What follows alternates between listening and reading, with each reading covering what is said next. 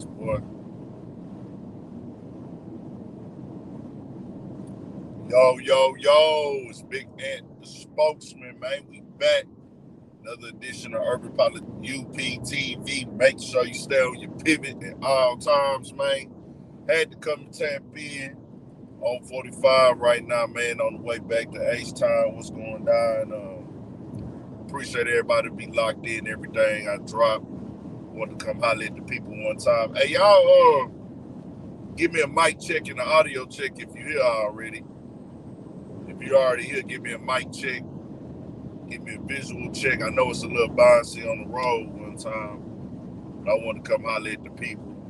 You know, everybody at work Fridays, everybody be busy, ripping and running, trying to get stuff ready for the weekend or getting off work, getting the kids from school, handling business, paying bills, things of that nature. How many we got up in here? Get up in the chat real quick. Give me a mic check. That's the main thing right now. Make sure y'all can hear me. Make sure y'all can see me. Shout out to everybody at work right now, man. I know the last hours on the clock. Y'all finna get locked in. Who all up in here, man? Turn this up. We finna get to it real quick. Shout out to everybody, man. Gonna be back Monday as well. Studio 56 podcast, new episode. I think we down there like 180, something like that. Shout out to Pook, shout out to Twan. Real entertaining episode last week. We got some people up in here now. Shout out to Smitty, shout out to Homer. Give me a mic check and an audio check, man. Make sure we straight. Make sure y'all can hear me. Make sure y'all can see me. Probably ain't gonna have time to drop nothing else. I kind of been out the news loop the last few days. I ain't been hip to everything. I tried to come put something out there.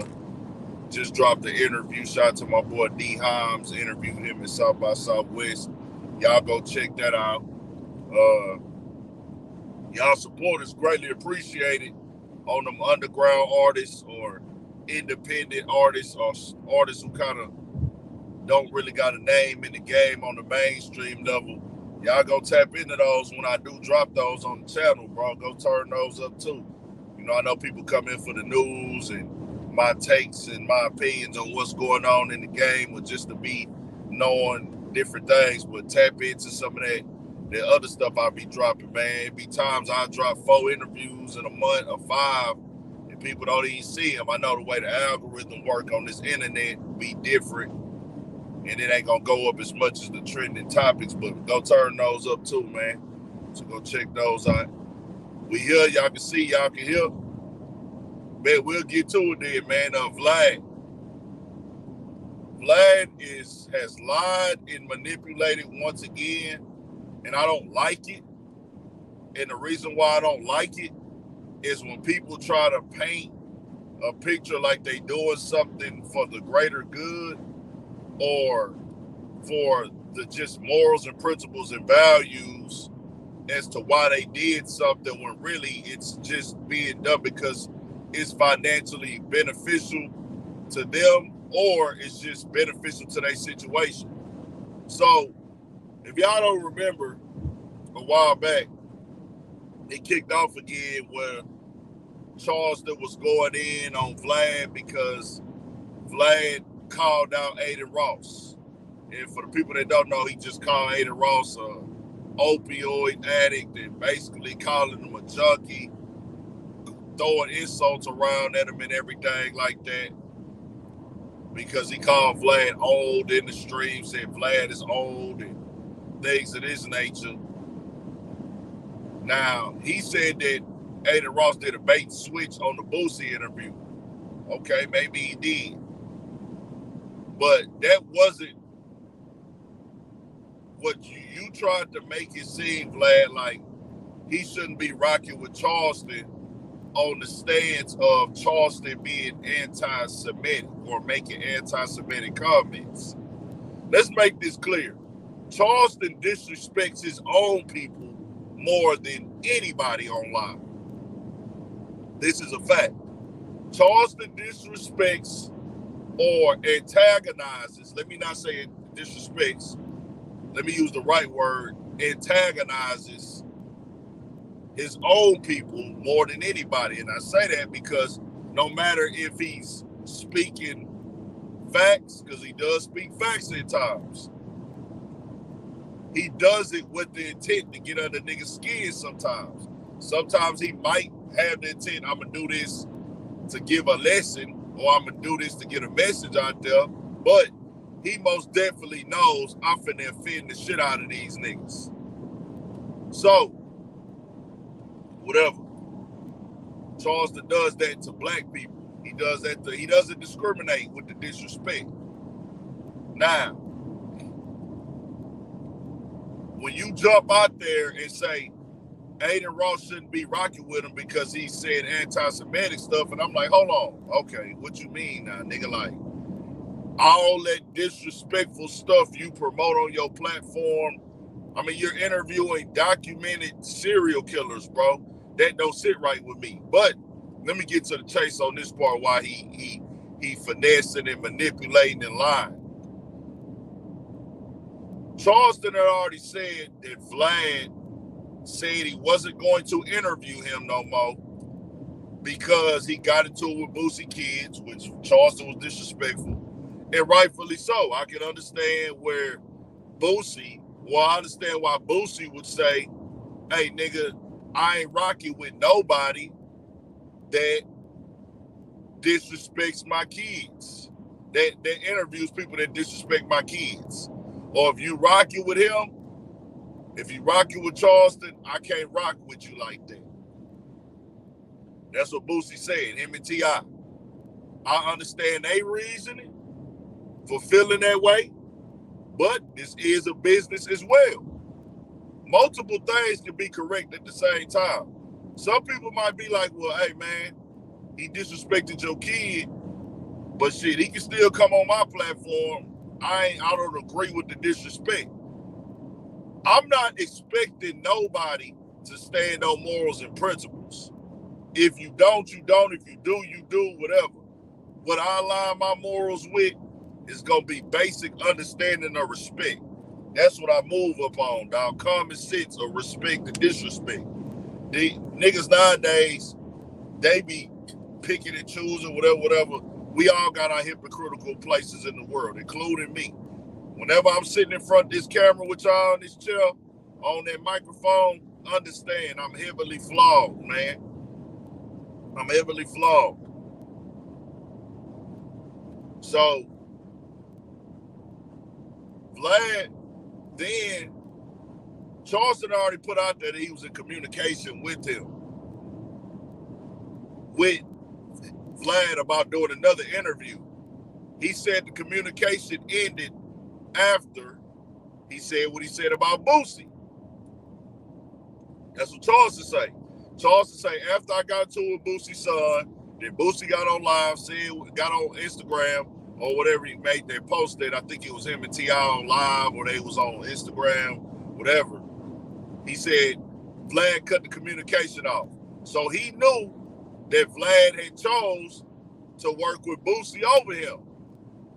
But Vlad later down the line goes and tries to make it seem like he did it because he was disrespecting Asian kids or Asians. Bro, you didn't care about none of that, Vlad. None of that mattered to you. None of that mattered. You would still rock with him because you know it's a gold mine. Vlad told academics now that Boosie told him to stop working with Charleston White. He can tell you that, Vlad. You want to know why? Because y'all basically are business partners at this point. I'm not saying he owns a part of your company. I'm not saying that he has stake or ownership. I'm not saying that he says what go and don't go on your platform. It's at the end of the day, it's your decision to make because that is your platform. But you consistently paying him and breaking bread with him regularly, yearly. Like, he on your channel all throughout the year. He's part of your platform. So, he felt in y'all relationship, I can call you and say that, hey, bro, I don't really rock with bro. But that's why Boosie will still go onto other platforms that will have Charleston White on there. He not tripping. And the reason he not tripping is because he don't really have a relationship with them like that. So, yeah, I'm not saying what. So, Vlad test other point was, well, Adin and them tried to do a bait and switch. They tried to book Boosie, tell him we gonna pay him, and then at the last minute throw Charleston in there, and Boosie was like, nah, I'm not feeling that. Nah, that ain't how we do that, which is very understandable. If I'm booked, don't do me like that either, nigga. At the last minute, squeeze somebody in, period, and all, nigga, like, don't do that shit. That it's like how the I hate that the females be saying that period shit now, because I nigga be like, period, nigga, like, in the story.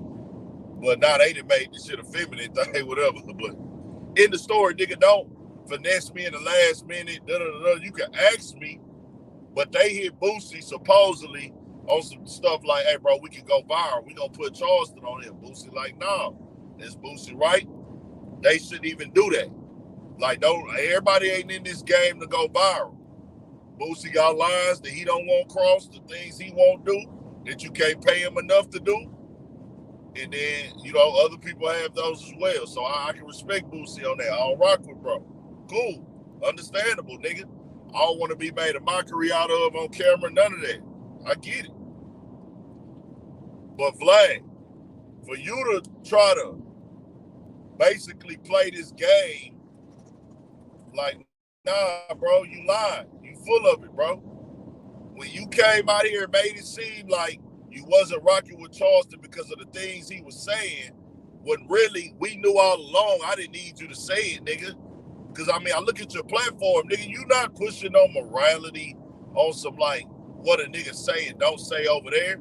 Because you want the money. If Boosie came to Vlad right now, nigga, and said, hey, Vlad, I want to sit down with Charleston White on your channel, nigga. Me and him gonna face off. Is Vlad gonna do that interview? What y'all think? Is Vlad doing that interview? If Boosie comes on or come to Vlad today, let's just say this happened, and said, hey, man, I want this nigga Charleston to sit down with me on your platform. He gonna do it. So don't make it seem like you're not rocking with the nigga because you standing on something. It ain't that. It was majority because Boosie said don't rock with him. It's because Boosie said don't rock with him. So you tried to finesse and play, and see, this is the thing, right? Everything get documented because when I did the video last time, and I'm just searching for shit, because I had remember when Charleston said it on the interview before. So when I searched up his Say Cheeses, when he did that interview, when Charleston said it on Say Cheese, then I went and searched, and I see what he did. Vlad did the interview with academics. Vlad was making it seem it was a bunch of other stuff, when really the whole time, nigga, it's because Boosie don't rock with him. Should just said that. He wanted to make it seem like Boosie didn't have no say-so in it, which we didn't need to know. But don't try to go out here and make it seem like you standing on some solid shit, bro. You not.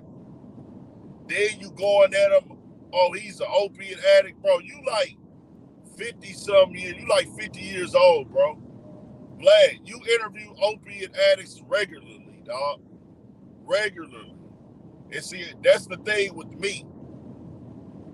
When we talk to each other like that, we understand that. Because that's part of black people culture, nigga. Like, we get into it, we gonna throw some jab, nigga, you on this, you that, whatever. Now, we do have a thing of crossing the line, but trying to use that anti-Semitic stuff for this conversation is terrible to me, bro. And I'm not with it. And then you trying to use it to box out a black man at the end of the day. Charleston say a lot of shit I don't agree with. Charleston does a lot of things I don't agree with. But you're not going to go and make all your money off of black culture and disrespectful stuff in the black culture, but you draw the line in anti-Semitism. Nah, nigga. I'm not with that at all. That don't fly with me. So Vlad, stop the finesse, stop the manipulate. See, and I watched the interview, and I would like to, on this topic, me and Academics can have this conversation one day. Why you can't tell Vlad he wrong? It's like he keeps it real fine and respectful for Vlad. And I don't know, I know why, but it's like, nah, nigga, bro, y'all can tell Vlad he on some bullshit. He need to be told he on some bullshit. Straight up, ain't no like, hey, nah, you on bullshit, bro. Look at your platform, dog. Look what you promote every day. Look what you post on your Instagram every day. Why in the hell it matters now? If you chose a side, you chose your side, nigga. You can't go at him and get mad at him and everything. Let him do his business. You don't want nobody to tell you how to run your business. So I'm just like, for me, nah, bro. Because it's on the interview he did with Academics. I'm like, man, tell that nigga he foul, man. Like, you can't do the game like that, nigga.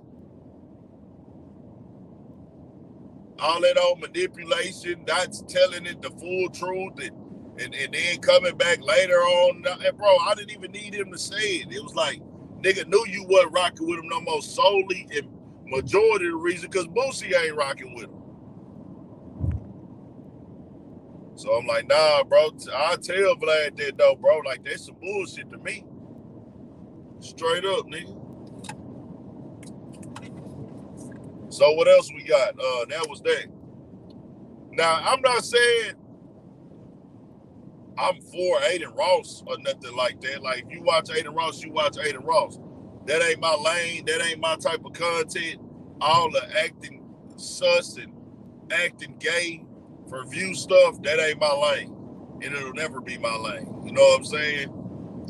You know, every once in a while, a sus joke might come across your desk, a sus little phrase or something, you might laugh about it just randomly, but intentionally getting on a platform and acting sus and doing the gay stuff, like, nah, bro, that's not real talent to me, bro. That's just some weird shit. Just keeping it all the way 1,000. So, nah, Vlad knocked that off. I saw that clip with Academics just right now when I got it. It came across the timeline. I said, oh, see what he said right here. Something told me to watch that clip. And I'm like, Vlad, it finally came out and said Boosie told you not to interview. Why you just say that from the beginning? So turn it up, man. Turn it up. Everybody can do what they want to do, though. Whatever y'all want to do with y'all platforms, do that. However y'all want to run y'all platforms, do that. But this is me. You're not going to piss and tell me it's raining. If you cover and rap in hip-hop, it's my business. As far as the narrative. As far as the narrative. If you are running a rap and hip-hop platform, you're talking about black people, especially if you're not black. You promote black ignorance, you promote black violence, you profit off this, you get rich off of this. I'm concerned. I'm not mad, I'm concerned. And it's gonna always be my business. Because, Vlad, if I was running a publication for people who don't get it, and who've been whipped into think that it's supposed to be this way, if I ran a publication and 90% of the content was about Jewish people every day, wouldn't it be Jewish people business to have an opinion about it? Y'all let me know.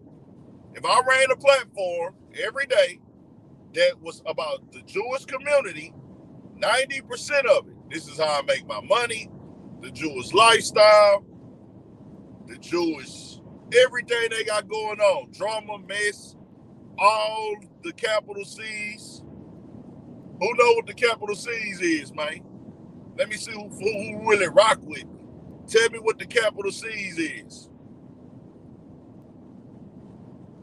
Who really rock with me up in here right now? Put the capital C's, man, in the chat. What's all the capital C's?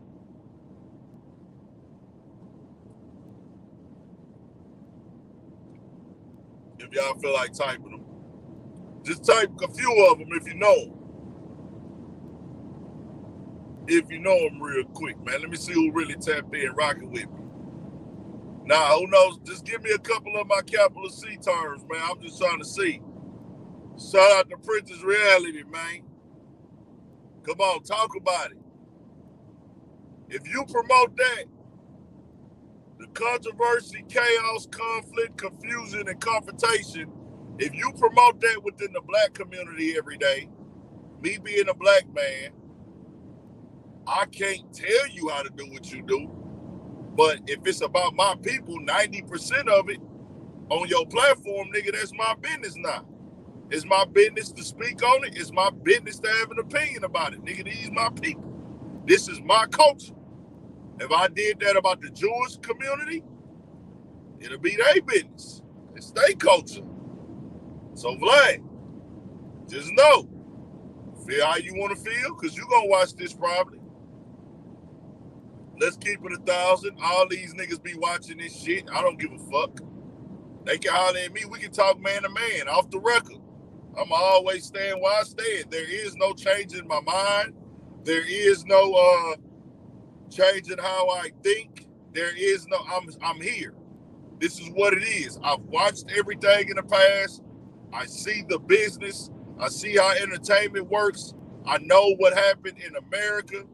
I know the marketing plan. I understand now the marketing dollar behind the black lifestyle, the black imagery, the black culture. And gotta talk about this, the black American. For people like Adin Ross. For people like Adin, Adin Ross. For like Adin Ross, not Adin Ross, for Mr. Casanat. For people like Casanat, black Americans, nigga. The marketing strategy behind black American culture. He just seems to be a little bit confused on why he's popping and why he's lit and what culture he's washed in as far as image that is turning him up. Now, this doesn't mean, what people have to know is you can be proud of your race.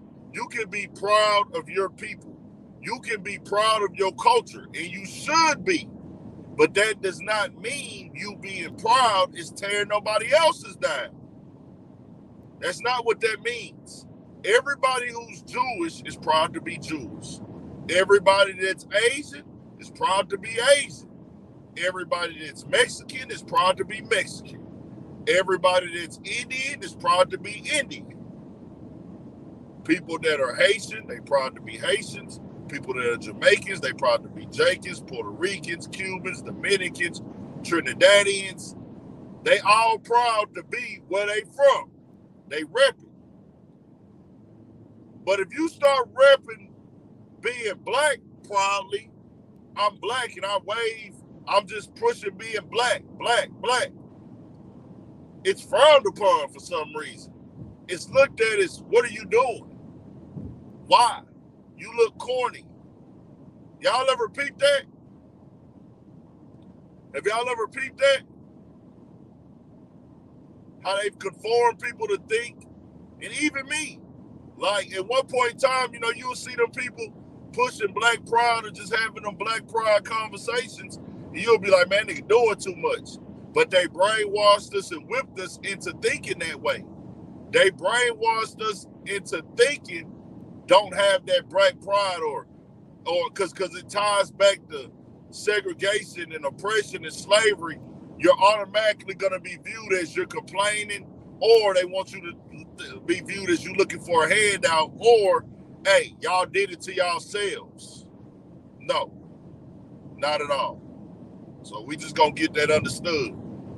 Hip-hop is a reflection of black American culture, black American lifestyle, black American lingo, slang, black American sounds. That's what rap and hip-hop is. Black American art.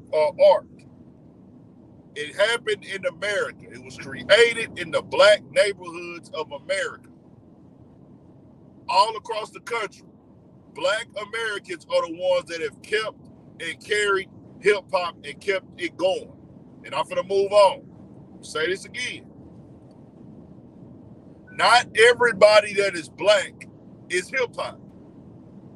Not everybody that is Black is hip-hop, but Black people make everything hip-hop.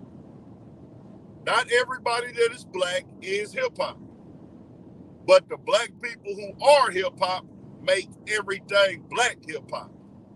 Everything we do, we make it hip-hop. Our food, we make our restaurants monuments in the hood. We make our lingo, the way we dress, our slang, our style, the type of jewelry we wear.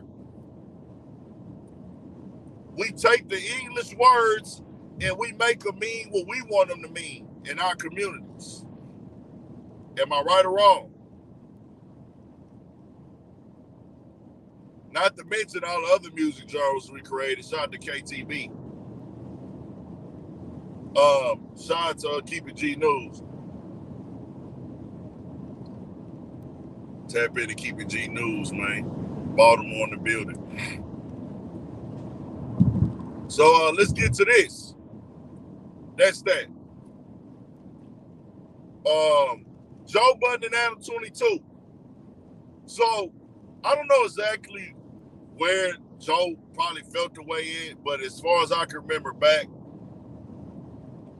I know Joe Budden had a little feeling away with Adam22 when at one point he kept asking about Joe Budden in interviews. I remember that. He made a post about Joe Budden. I think when the Tahiri stuff resurfaced and other things were online trending, and they painted Joe in a certain light. And I guess, and I could be wrong, don't hold me to this, Joe might have reached out to Adam behind the scenes like, hey, bro, like you pressing this and you pushing this, but that's not real. That's not that.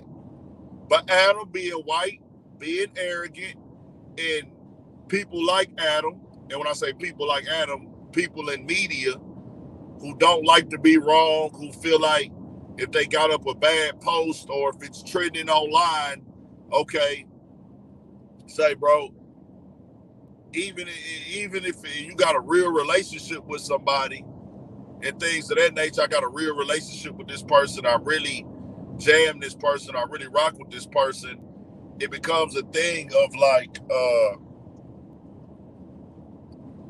if I really rock with somebody and they telling me, hey, bro, this is making me look bad in a way of like, on some legalities, like some legal shit, like, bro, what, nigga? And he let you know that. He let you know that. And it ain't no clear-cut evidence of it. Now, if there's some clear-cut proof, clear-cut evidence out there, clear-cut storyline, then it's like, hey, bro, you said what you said, you did what you did, it got posted for real, you really did that.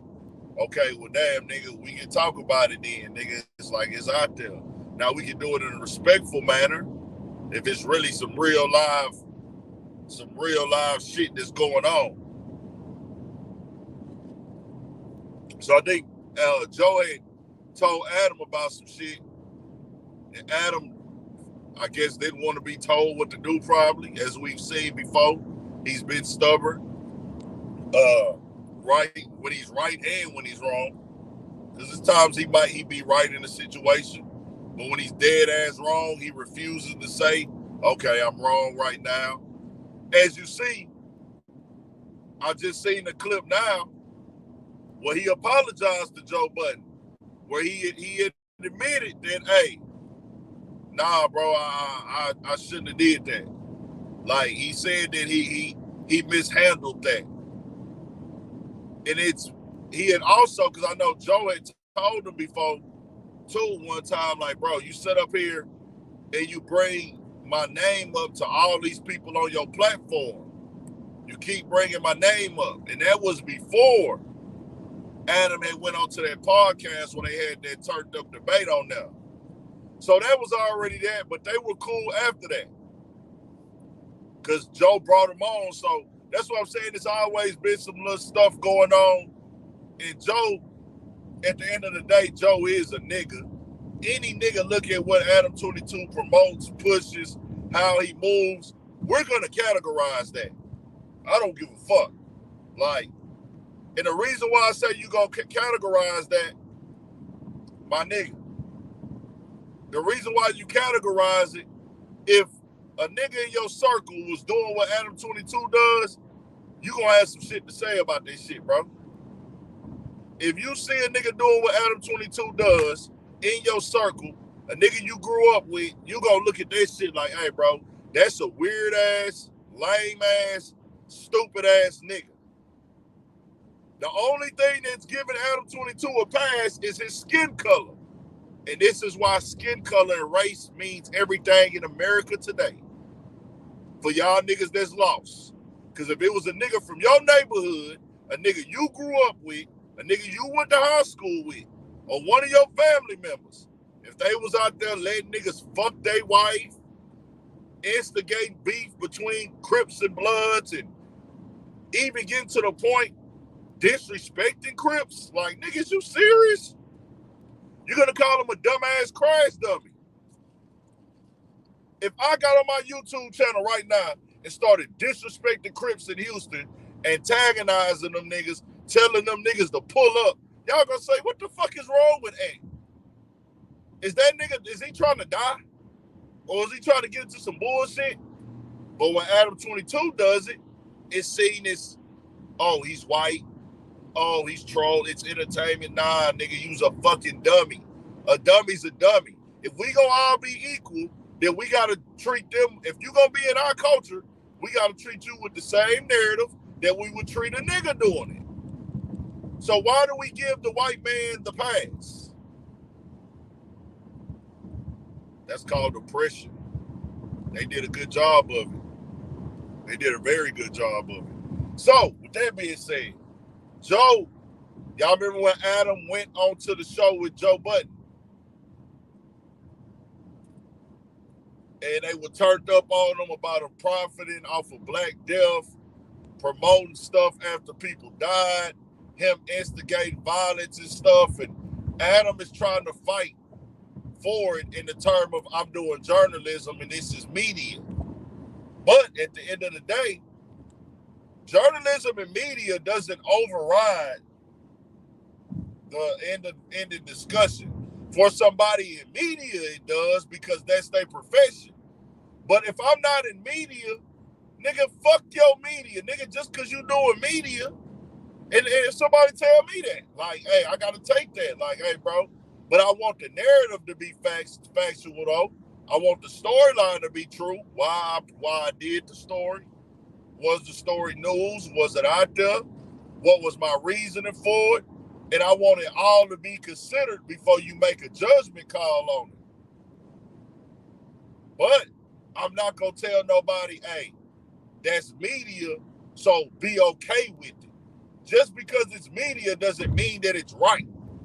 See, people who work in media, they want that excuse. I don't give a fuck about that excuse, because I'm going to stand on what I stand on, and I'll come out and say, hey, I most definitely understand how you feel. And hey, bro, let me paint this all out there for you. I did that. This is what I do. Hey, and if you was offended, man, my bad. My bad. But hey, I don't play with death, though. I don't play with death. I don't mock certain shit. I'm not overly invested into getting niggas on camera to talk about they people they beefing with. But that's what Adam22 is into.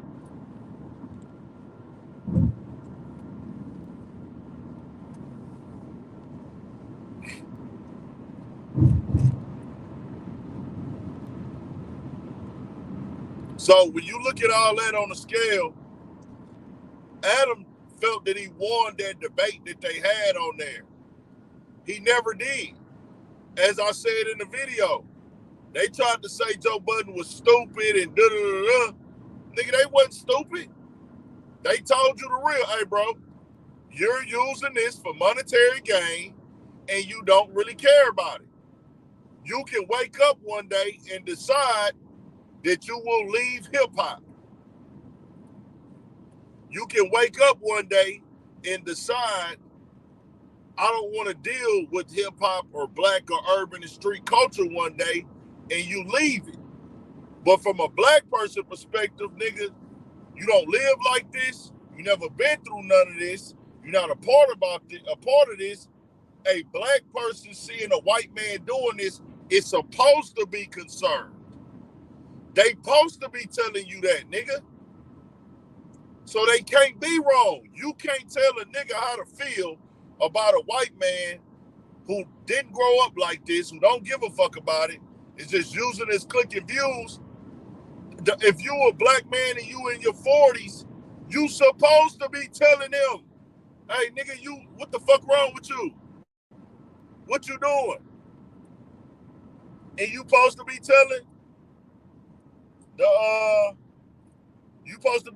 the younger generation, hey, move like this, move like that, move like this. Hey, watch out for them questions you be answered. Speak on them in a certain way. Hey, nigga, don't be going out there doing violent shit. Don't do nothing that's gonna keep the bullshit going. So they telling you right. They telling you right, nigga. Joe Budden was telling you right. Ice was telling, no, it was Ish. It was Ish. It was Ish and Joe Budden. They telling you right. When you a white dude talking about ops and, oh, yeah, they're ops and the ops and you use it like, nah, nigga, what the fuck wrong with you? Like, that ain't you. Mind you, Adam did prove them correct. Because once shit got real with the niggas that work for him, and they was all ready to leave and shit was getting frantic for him, and it wasn't even no street shit at the time.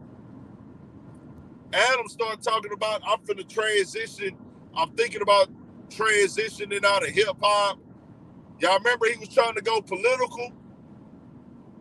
He was trying to go political and shit like that, and I'm like, bro, I told niggas, people really thought that trash-ass shit was gonna be a Wayne. Hey, fuck that little blue-haired Destiny nigga. Fuck that Nick Fuentes nigga.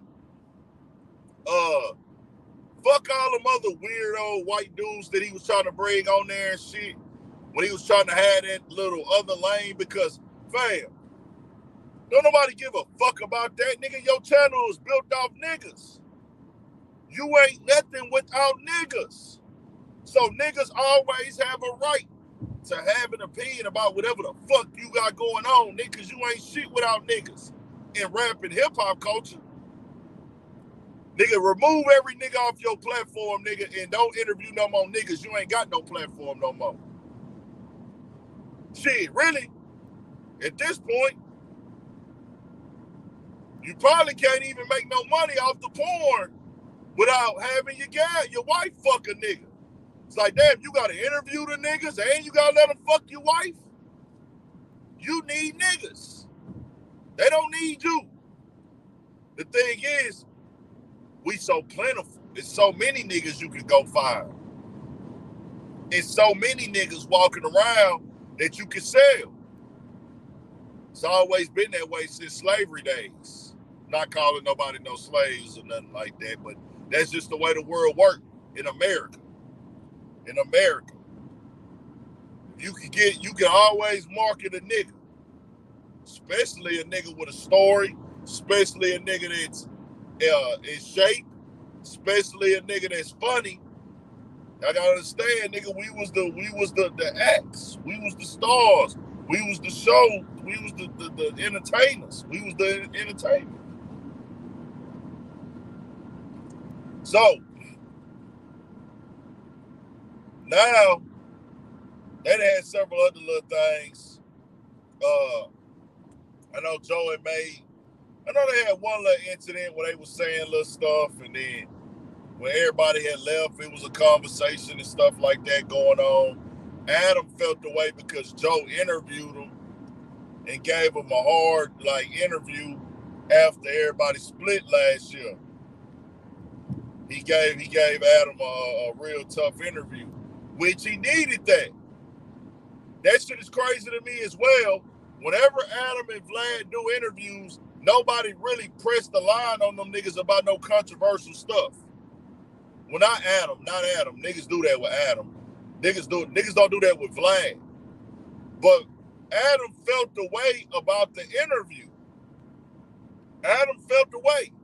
But it's crazy because you turn around and you do the same shit to niggas. Like, that shit is crazy to me, bro. Like, what's homie name from Chicago? What's dog name? Jay Ruger. When Jay Ruger was on this channel, when it's on that platform, he said, hey, bro, I don't want to talk about no ops. I don't want to get into all that street shit. Adam was like, how dare you come on my platform and think you're not finna talk about your ops and no street shit, nigga. So he asked him still. And then his argument is, hey, bro, there was only one question. Nigga, I told you I didn't want to talk about that, right? So cool. But then when Joe Budden do the shit to you, you got an issue with it. You see what I'm saying? What you telling niggas without telling us is, hey, I tell you niggas what to do. You niggas don't tell me what to do. And that's when I got a problem. See, everybody else don't understand why I feel what to do it to my little brother, or you'll do it to my cousin, or you'll do it to my partner. Because we all got the same skin color. The only separation is if we establish ourselves as a person that's coming in on some proper, clean-cut, formal, educated type shit. But if we urban and we niggas, you look at it like, okay, I can talk to this nigga however I want to. Y'all size niggas up. I can play with this nigga, but I can't play with this nigga. So nah, nigga, all that old nigga, you felt the way because Joe Budden asked you some controversial questions. Nigga, you do this shit every interview, nigga. So you can't feel no way about it. If you was a nigga that didn't do that, then I would understand. If you were a nigga that didn't do that, then I'd be like, all right, I get it. You got a right to be mad. But nigga, don't go be controversial as fuck. Don't go be messy as fuck on your platform and then be mad when somebody do it to you, nigga. Nah, nigga, that ain't how they work. So that's the situation with him and Joe Budden on that part. So then the latest situation came up. I know he popped some other little stuff that popped off in between them. Now what that came up lately, I know he had academics on the platform. And Joe had said that I didn't even watch the academics interview in full. I only caught like 15 minutes of that one. It's on the Patreon though. He was like, man, I guess he said something about no jumper numbers are down. And Adam hopped on the platform and said, oh, you talking about no jumper numbers are down, da-da-da-da. And that really wasn't in the form of a comparison. But Adam tried to make it a comparison recently. That's when he jumped out there with that big 3 combo. Joe basically saying like, hey, bro, your numbers are down on your platform from what they used to be. That doesn't mean that I get more numbers than you. He's saying, hey, nigga, your numbers is down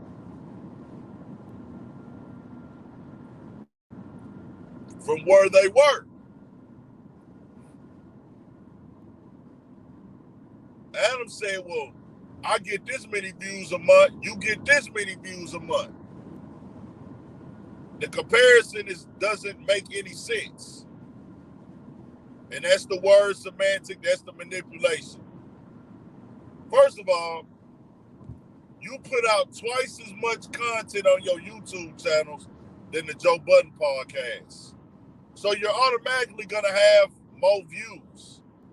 They clipping up shit all day. Then he talked about the Clips channel. Adam, y'all are clipping up shit all day long. You doing a live stream all day, 5 days a week, for a few hours, 5 days a week. You doing a live stream. You dropping clips on both channels, and you dropping interviews on one of the channels. Of course you're going to have more views than me every month, nigga. But what has to be understood and known, Joe has found other ways to make money off the content. For one, Joe got the Patreon. Patreon going crazy. And he done found other ways as well. But see, Adam tried to basically cap Joe's shit off, and you get 11 million views a month on YouTube. That's all you do, 11 million views a month on YouTube. Nigga, Joe got more audio listeners than No Jumper on a long piece of content than most of these motherfuckers in the game. In the hip-hop side, Joe got more audio listeners, nigga, and I know this because, and I know how it is, because last year when Joe shouted a nigga out on the channel, on the podcast, Joe shouted me out. Shout out Urban Politician, shout out to Joe. When Joe shouted me out, it was at the end of the podcast, bro. At the end of the podcast. The one when they had Stephen A. Smith on. He shouted me out at the end of the podcast, nigga. And when he shouted me out, it was at the end. Like 4 people hit me up. And they screenshotted it and sent it to me. They were listening to the fucking audio. They weren't even watching on YouTube. People are listening to Joe Budden while they driving their trucks. They listen to Joe Budden while they at work. They listen to Joe Budden while they doing whatever they doing, working out, whatever. But they listen to the full fucking episode. There's no timestamp of him shouting out urban politicians. It wasn't like he came on there and said, he put a timestamp, go right here to see me shout out Urban Politicians TV. They were listening to it, and they listened to the full episode. But I already knew that, though, because I was a nigga that listened to the full episode. Not as much no more, because I'm so busy, I got so much shit going on. But 2017, I would listen to the full episode, front to back, sleepers and all. And when Joe was trying to negotiate the deal again with Spotify, he was talking about how people attention span for his podcast was way longer than that of music. Like, majority of Joe Budden listeners are listening to the entire podcast, bro.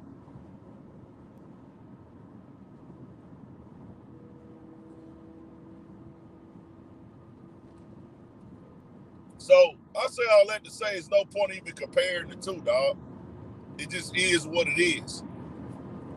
Now, you can find some entertainment over there on No Jumper for sure. You can find you some entertainment. It's chaos, it's drama, it's beats, and shit. Sometimes I'll be over there looking, when I peep shit, when I got time to watch shit, it's like more so, hey, this gonna be some bullshit. Listen. I'm gonna sit back and see how this shit finna end.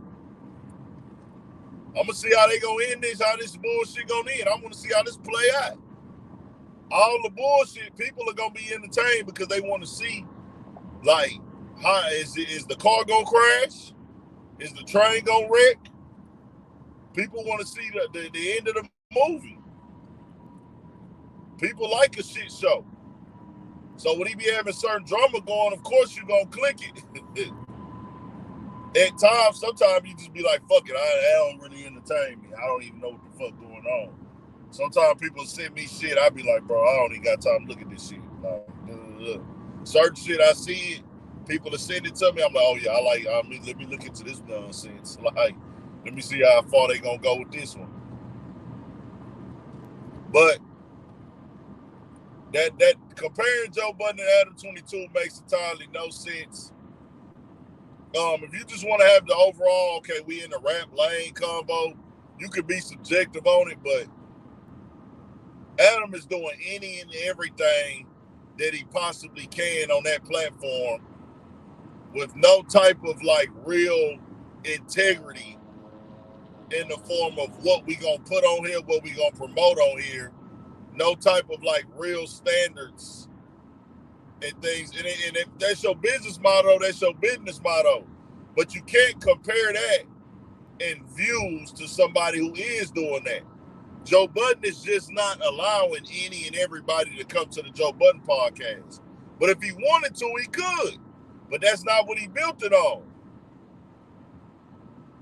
Joe Budden is not going to just interview a nigga because I know he's going to get on the channel and he's just going to say a bunch of wild, dumb shit that he's not even really pushing, but he just want to go viral.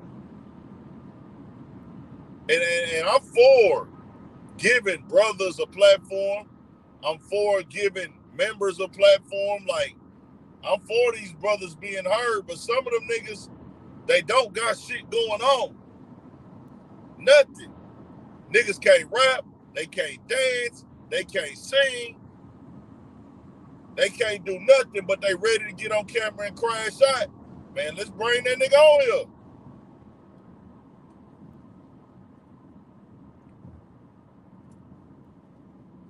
That's subjective if you feel like a nigga is overrated.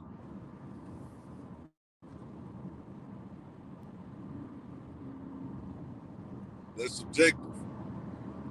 That's subjective. But I'm for it, bro. I don't care what walk of life.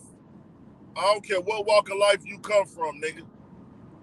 Whether you been corporate, whether you come from sports, you come from gang stuff, you come from the streets, you done prison time, bro. If you out here pushing some shit, you grinding, you trying to get your business going, or you creating something, shit, nigga, you got a right to be heard if you pushing some good shit. So I'm for that all the time, nigga. I don't give a fuck if you blood, crip, whatever, nigga, GD, BD, all that. If you pushing some music, you trying to get yourself out of here, trying to protect your family. I mean, you know, put on for your family, provide for your family, nigga. Yeah, nigga, go get that. Get on these platforms and do your shit. But some of these niggas don't even know what the fuck they trying to do. They just want some clout. Niggas getting on here lying. Niggas getting on here making up stories. All that weird shit, bro. Hell nah. Just so they get hurt.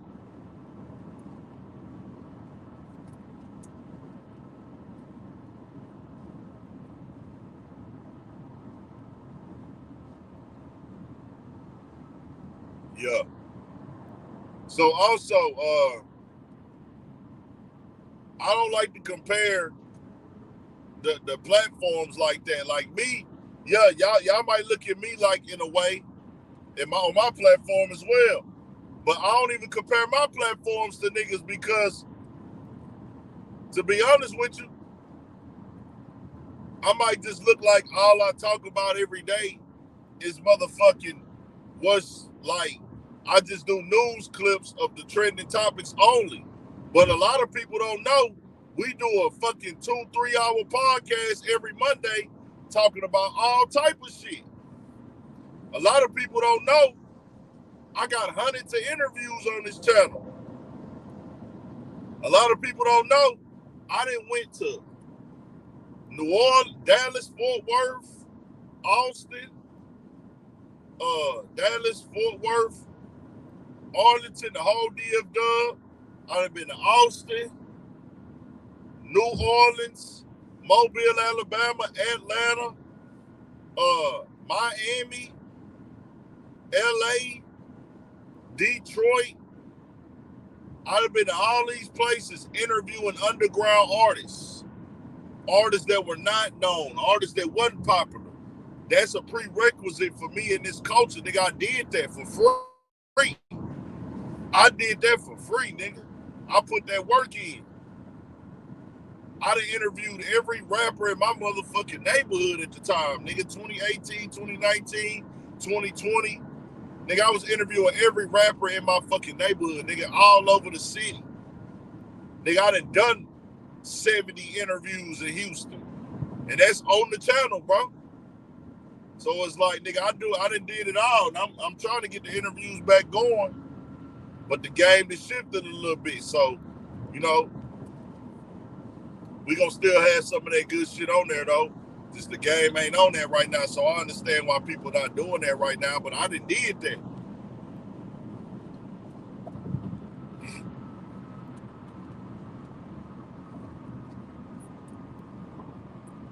I done did all that shit.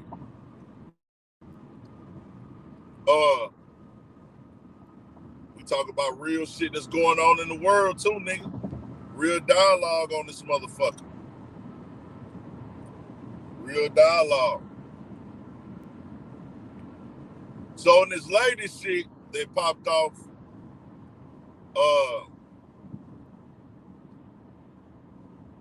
Joe had Doughboy on the podcast, and it's crazy. If y'all go watch that video where Joe said that what he was worth, well, not worth, what he made. Joe said he made $4 million. Joe's like, yeah, man, I done made $4 million. When Doughboy asked him how much he done made off podcasting, Joe said, yeah, man, I done made $4 million in like 10 years. And I'm like, nigga, get the fuck out of here. But hey, Joe said he made $4 million. He made $4 million.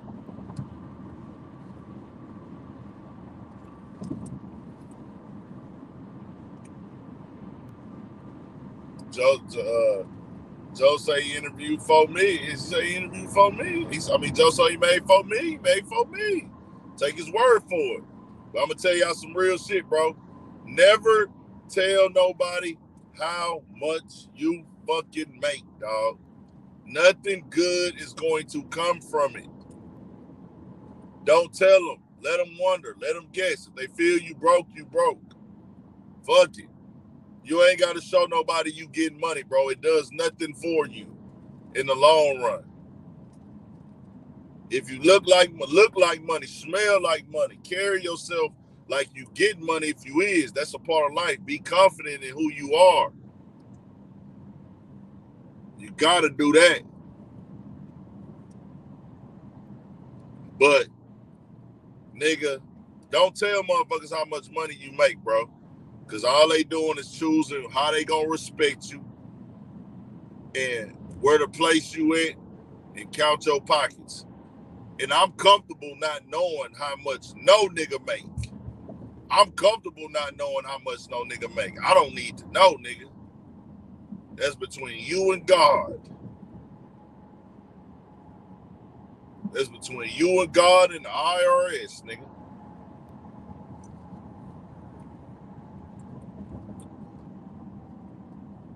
So,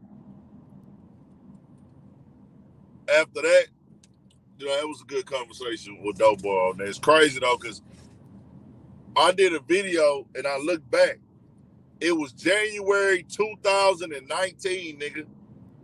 January 2019. It's crazy how time changed. January 2019, I did a video on Joe Budden and Future getting into it. Joe Budden and Future had some issues online in 2019 because Future wanted to go onto the Joe Budden podcast. Future wanted to go onto the Joe Budden podcast in 2019, nigga. And that nigga Future, Joe Budden declined Future for an interview, bro. Y'all remember that shit? Hot Thoughts TV, what's the deal, man? Come join in, this all of you free.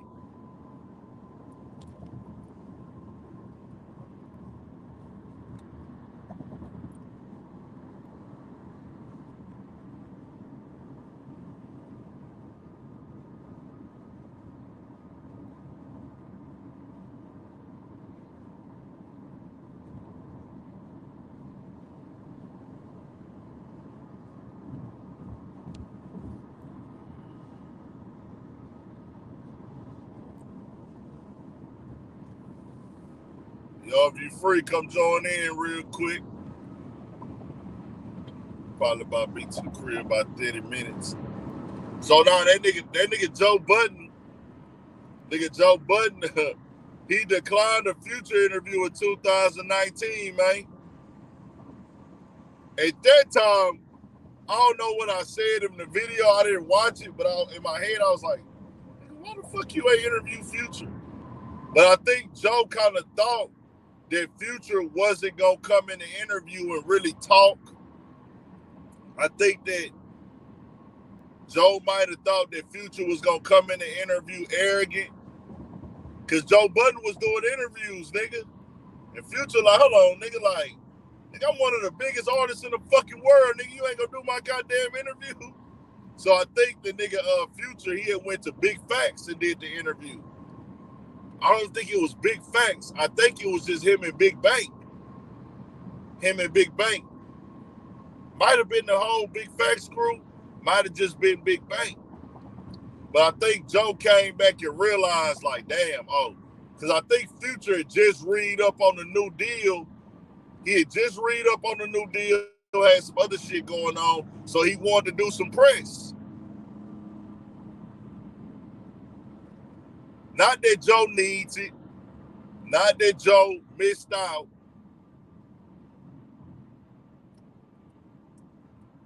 Bet.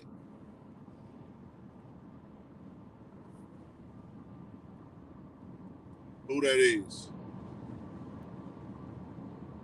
God is still. I'll let bro join real quick. God is great. What up, though? What's going on, man? Shit, man. One of your partners from Detroit, man, over here staying on my pivot. You know how we do it. Yeah, I knew you was from Detroit when I heard that. What up, though? Yeah, man, we turned up, man. The city having a great time, man. The Super Bowl, you know, the NFL draft and all that shit here, man. They charging $100 for parking and all that, you know. I'm at the crib though, home court, nigga, chilling on the mile, 7 Mile, baby. I watched the first, I think, 15 picks. Yeah, I watched man. the pre-show as well. Yeah, I was checking it out, man. You know, downtown, man, they doing it for the tourists, man. You know how the hood's still the hood, but you know, downtown they turn. I'm saying the hood, is the hood partaking, like the hood turned up? They active? Oh yeah, everybody, you go in the liquor store, everybody talking they brand of bullshit, man. Everybody chilling, man. You know what I'm saying? I know it's turned. Y'all got y'all regular program with or without that. But do it feel man, like I love my Lions to death, man. I'm a old school, baby. I'm from the late 1900s. You say I'm old school, so I was tapped in listening to you. You know what I'm saying? They brought Barry. Oh man, Barry all day, baby. So for sure. I was gonna say, like, is the energy different though? Did they man, listen. Yesterday we had over 300,000 people downtown alone. They had to shut it down. Man, okay, so it's different then. But you got to look at it like this. We got Cleveland right down the way. We got Chicago next door, Pittsburgh. All these people 3, 4, 5, 6 hours away. They all coming, flooding the city. We turned, man. You know, we do our shit like we do it though. You know what I'm saying? We got our new sign and shit. We lit. City coming together, man. Everybody, you know what I'm saying? It's Detroit, man. We got the wave right now. You know what I'm saying? And that shit feel good as an old head because I get to see all my young boys out here have a good time, man, and turn up. My son, he a teenager now, so he going down there partaking in the festivities. It's lit, you know. I seen we got us a new bullshit Hollywood sign. We lit, Nick. Pull up. I think what's it called? It got I think Big Sean performing.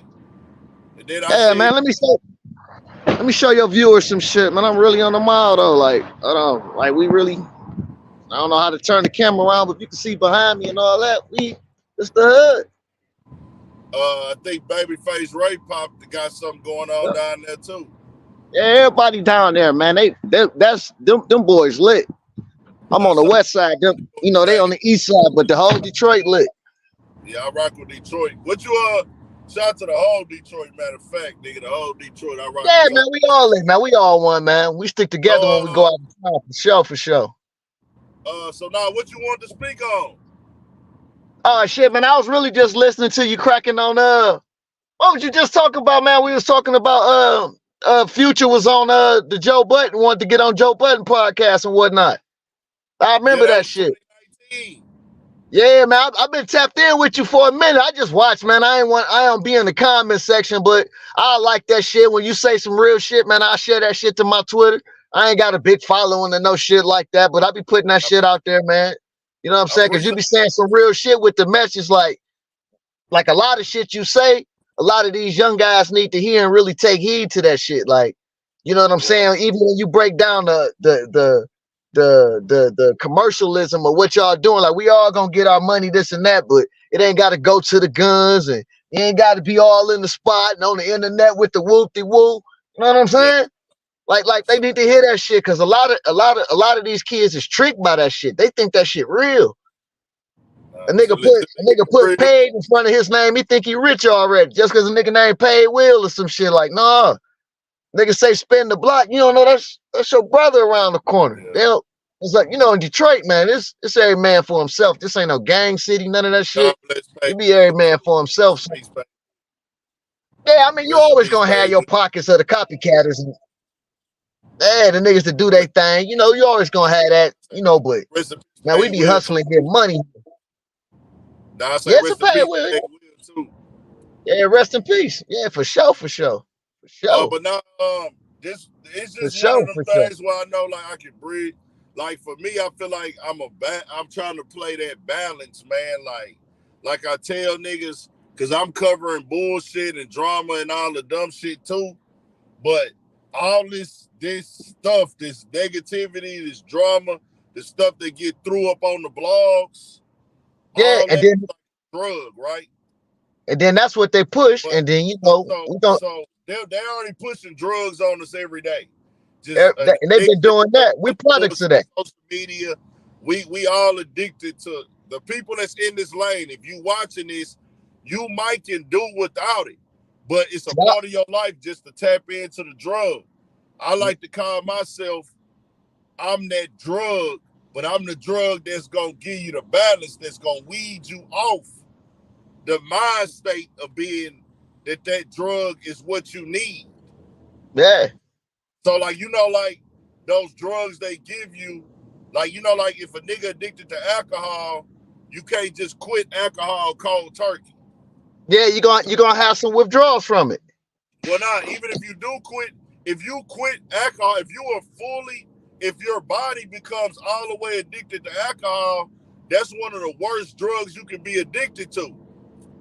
Alcohol, because when you withdraw some alcohol, you can really die from them bitches. Like, for real. Yeah, because your insulin level change and all that type shit. It just be like them alcohol withdrawals is some of the worst ones. A lot of people don't know that because it don't get promoted out there. The alcohol withdrawals are terrible. So they give you this stuff, and they got different for every drug or whatever, but for alcohol, you really need that shit. So I tell myself, I'm like that little bridge in between, like, hey, we gonna talk about the bullshit, we gonna promote the bullshit, because we highlighting it, but we also is most definitely finna put the real on this bullshit. Like, and I've been doing that for 6 years. That's the medicine in the candy. Exactly. You know what I'm saying? A lot of people don't understand that. You know what I mean? So, you know what I'm saying? You know, man, I just tapped in to, you know what I'm saying, show you some love. You know what I'm saying? Support the channel. You know what I'm saying? Salute. You know, and all that. You know what I'm saying? I ain't pushing no brand or nothing, man. I'm out here taking care of my kids, man, getting to it. You know, if you know, you know. If you don't, you don't. Everybody can tap in and see what I did, see what I didn't do, all that old type shit. But, you know, I'm a staple in the D, man. Gaddis the Great, for real. It's the Great, man. Shout out to Gaddis the Great, man. Shout out to all the Detroit, man. We for sure. Yeah, for sure, man. You'll be surprised how many people watch your channel and be like, hey, man, you put bro shit out today. He was snapping. Like, for sure, though. You be full. I be putting niggas on to you. And then I be going about my day, and they'll pull up one of your videos like, man, you check this nigga out? Yeah. I'll be like, Yeah, yeah, man, go on and like it. Make sure y'all subscribe to that shit though, man. Everybody tap in. You know I've been to Detroit, huh? That's what up though. That's what up though. Next time you come in, DM me, man. I give you my math type shit, man. We could pull up at the casino, man, have a couple drinks and shit, man. You know, So that it's type all shit, man. You know what I'm saying? I know you point you to some good places to go eat type shit, you know? so I don't know when I'm gonna come back, but I've been meaning Yeah, to. whenever, man. This home court, man. I'm a 70s baby. You hear me? Yeah. I've been around a long time, my baby. You hear me? So I've it's been all around a long time, man. No bullet wounds, no cussing, contusions, no felonies, none of that. You hear me? it's all. I'm gonna So, be out there. so you know what I mean? Well respected and connected, man. You always welcome, man. Not like I'm the key to the city and no shit, but shit, man. You can come through, have a good time. Niggas won't even know you here, and everybody can put the spotlight on you if that's what you want. You know what I'm saying? You get lit here. Come through there though. I'm gonna get with niggas when I'm out there. I'm gonna make a whole post and all that to lock in with the people. For sure, my nigga. For sure, my nigga. For sure, my nigga. That's what it is, though, man. 100. I be checking y'all. What y'all Houston, Fort Worth, Texas, and all that. Yeah. Yeah, man. I ain't never really been through there as an adult. When I was a kid, my peoples took me through there, but I'm gonna come back as an adult. And, you know what I mean? Come hang out, have a good time, man. Nah, for sure. 100, man. Yeah, I got some family that moved out there. You know what I'm saying? Friends of the family that moved out there. They always tell me, man, you gotta come out here. You gotta come out here. So I was like, yeah, man. You know how the universe work type shit. Nah, for sure. For Yeah, sure, for man. sure. But you stay on your pivot. You hear me? Cool, man. I'm going to stay on the pivot, man, at all times. Stay blessed. All right, you too, my baby. All right. So yeah, man. Shout out to the whole Detroit, man. Detroit was the first city I locked in with doing interviews, man. Shout out to Blue. Shout out to Los. Shout out to my boy Los, man. He turned up, man. Baby Money. Shout out to World. Man, I don't know if World locked up, man. If World, I don't know. I ain't seen World, man. Shout out to my nigga World. Not wishing that on him. I thought he had a case or something. But shout out to World, man.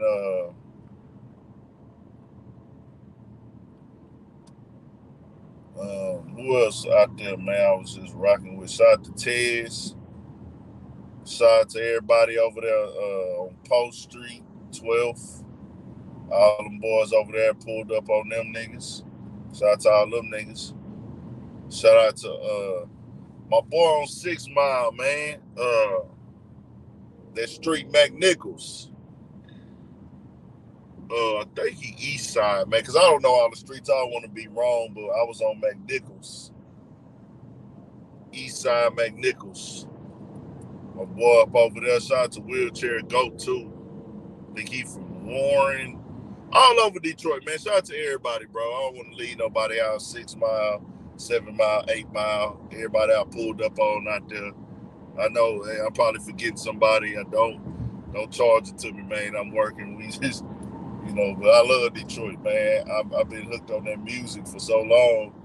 It was live to be able to go out there because I'm just a fan of their music and what they was pushing for so many years.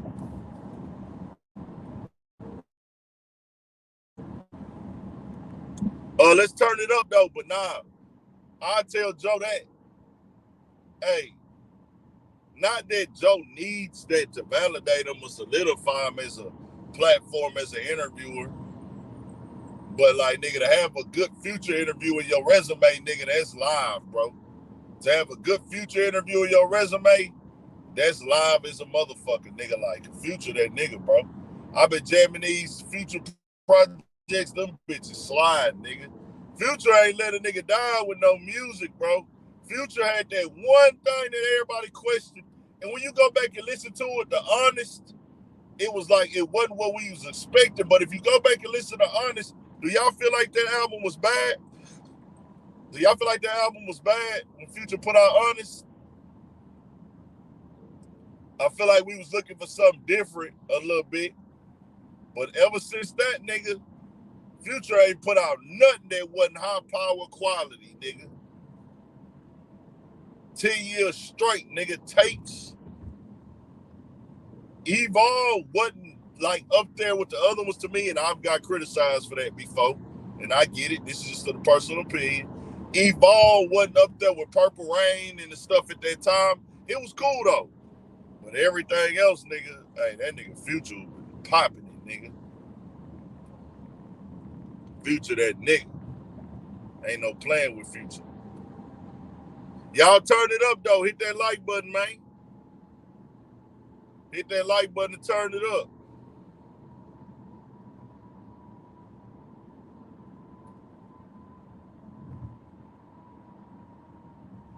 Hit that like button and turn it up.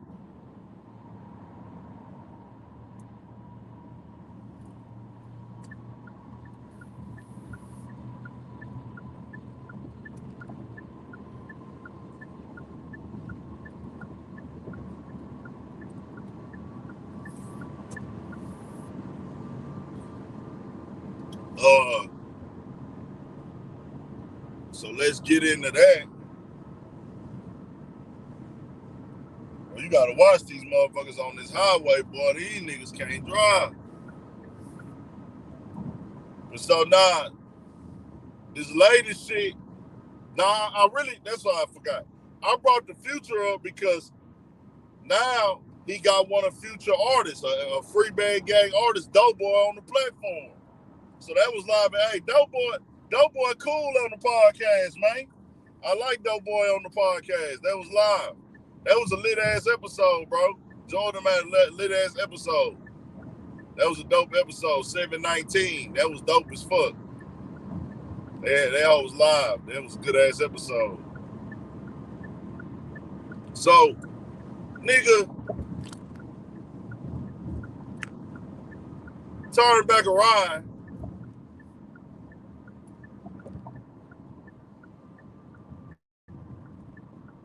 They start popping it. Joe popping this shit because Adam was in New York and went to Joe's strip club, his home strip club, nigga. Starlets. Joe feel away about niggas going to that Starlets, nigga.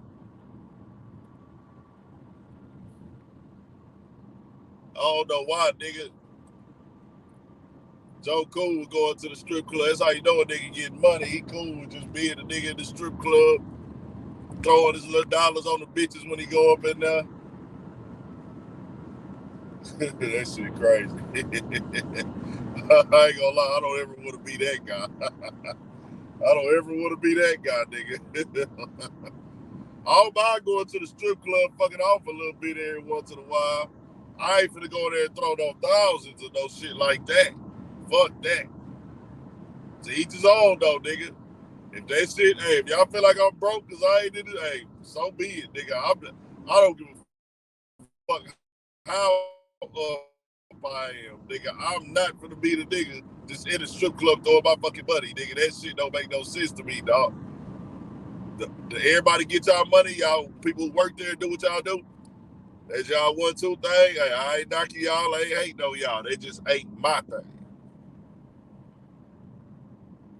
Straight up, nigga. So Adam went through the strip club. Joe was like, he was thinking about going down there, looking at him and seeing what's what. Then that nigga Doughboy was like, man, y'all niggas need to run a fade. He's like, man, y'all need to run a fade.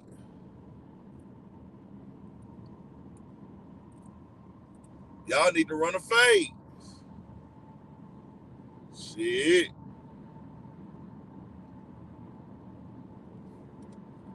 He said, y'all need to run a fade. Joe say, I'll whoop that nigga Adam. I'll whoop Adam, nigga. Said, I'll drag. He said, I will beat the shit out of Adam. I'll beat the piss.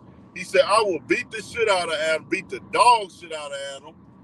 Said, I'll beat the dog shit out of him. He said, that nigga will be tattooless. He said, nigga, I'll drag that long white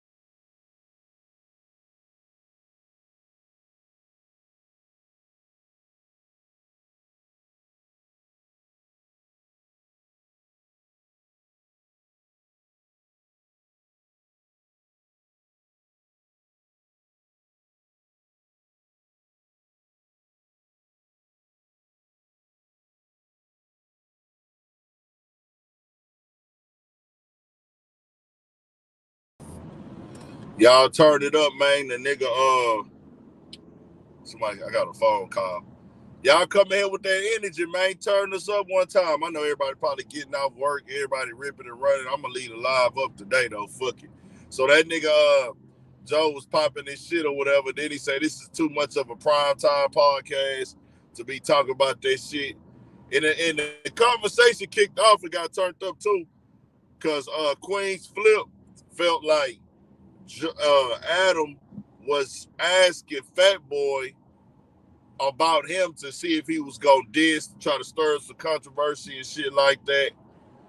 But man, Adam be just jumping out there, bro. Adam don't be giving a fuck. He just be looking at it like, nigga, whatever to get some controversy started. I ain't gonna lie, somebody should tell Adam. I don't think he gives a fuck. I mean, bro, if you let your girl get fucked on camera, you don't give a fuck about life, nigga.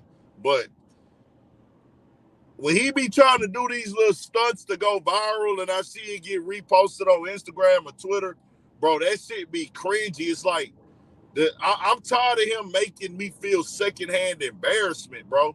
Because secondhand embarrassment, and that might be a thing for him. Like, he might want people to feel secondhand embarrassment. He might feel like, hey, I get a rush out of knowing that I look stupid on camera. That might be a thing for him, bro.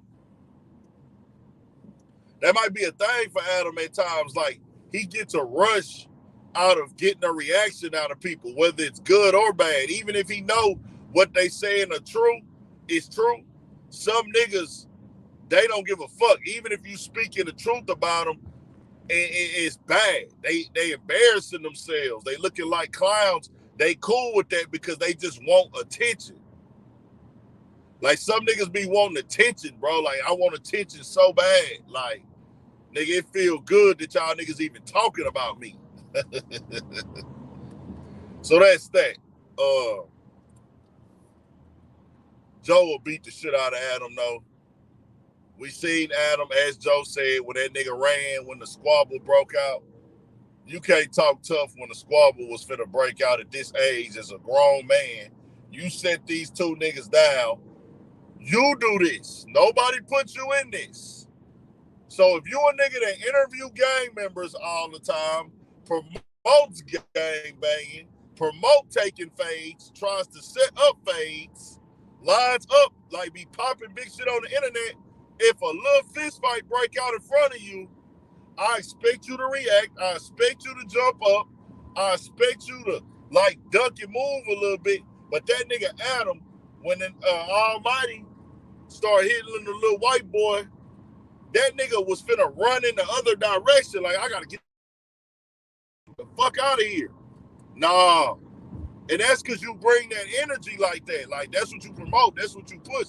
Other than that, nobody expects you to be like, nigga, be ready for that shit, nigga, or nigga, behave a certain way. Niggas only feel that way because of what you push and what you promote. It is what it is.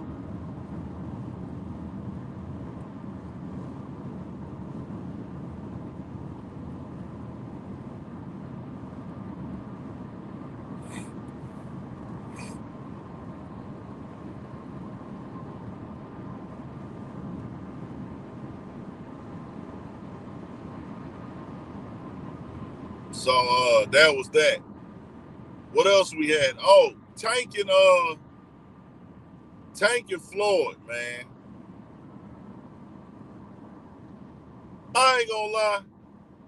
I do now believe that 100% Tank and Floyd beefing is for promo. They do this every time this nigga Tank about to have a fight, bro. And it's crazy because people is putting that shit in the comments at this point.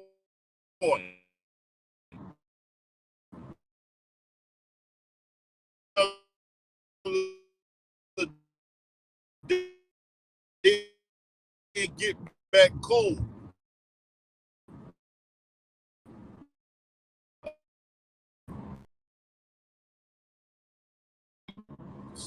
Service got nervous.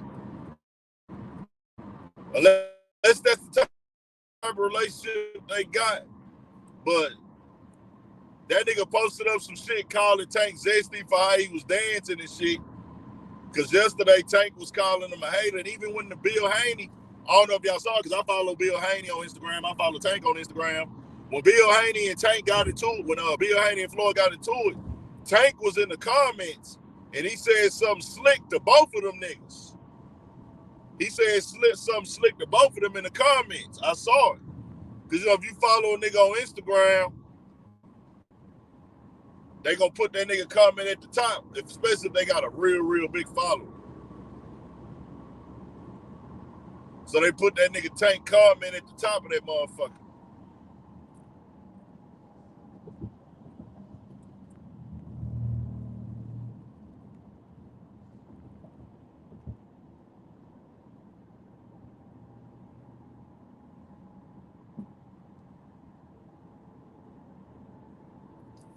And so he dissed Tank. I think he dissed Floyd and that nigga Bill Haney.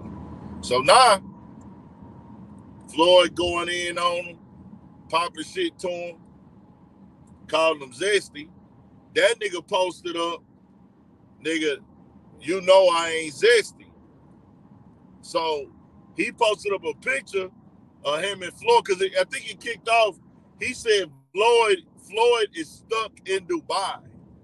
He said Floyd took some money from somebody in Dubai, or supposed to do something for somebody in Dubai. They paid him and he ain't do it yet. So he said they not letting that nigga leave Dubai.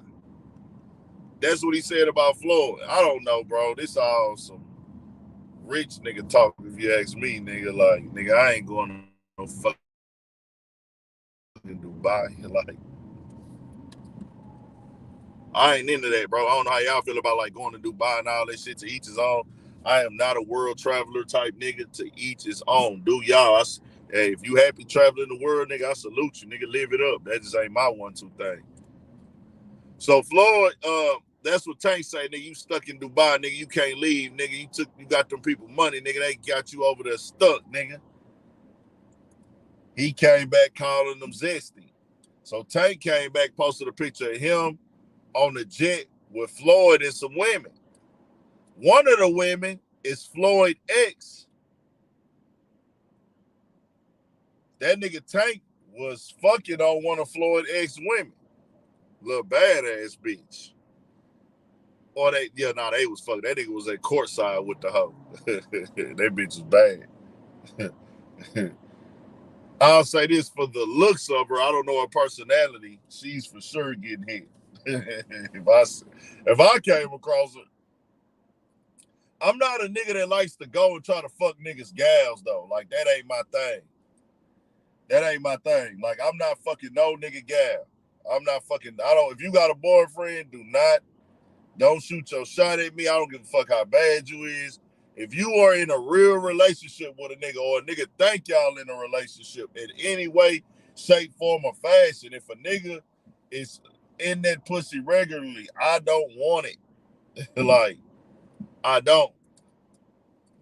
Now, maybe if you fuck the nigga like one time that month or some shit and it's the end of the month, all right, cool. But no, nigga, like, if you really be fucking with a nigga, I don't want that shit. Like, that just ain't my thing. Even if I see you like in pictures with niggas, I don't want to fuck with you. To each his own, though. That just ain't my thing, bro. I like to have my own little bitches. But her, on the looks wise, that bitch is bad. That bitch was bad, nigga. Any nigga hit her, you for sure throwing your dick on the dice table with her, nigga. I'll just say that. You for sure throwing your dick on the dice table with her. That's how bad she was. But Tank had her courtside. Tank had her courtside at the game. So he posted a picture of like, nigga, you calling me zesty, but nigga, you know I done had some of the girls you deal with, nigga. Cold game. It's a cold motherfucking game. He posted like, nigga, I be having some of the chicks you deal with, Floyd. So that was that. I'm like, damn, we in a crazy time. Crazy, crazy world.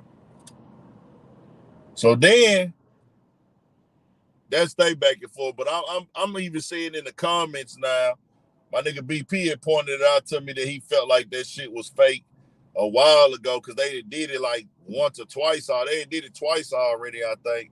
And they doing it again. And Tank is fighting Frank Martin coming up in June. He fighting Frank Martin in June. Is there a wreck, bro? Oh, shit.